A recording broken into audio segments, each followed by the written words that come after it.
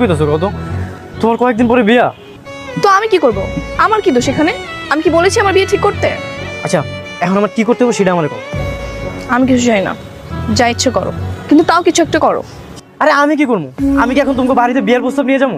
বিয়ের প্রস্তাব নিয়ে গেলে তো তোমার ফ্যামিলি রাজি হইব না। আর তুমি তো জানো আমি কেমন পুরো। তো ভালো হয়ে যাও সবকিছু ছেড়ে দিয়ে।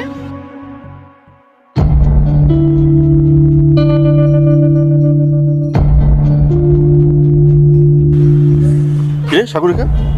এখানে দাঁড়িয়ে দাঁড়িয়ে ওর সঙ্গে কি করছিস? কিছু না মামা, একটু কথা বলছিলাম আর কি।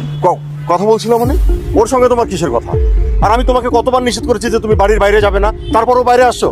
ঠিক আছে চলো, তোমার আপা পাশে অপেক্ষা করছে, আসো।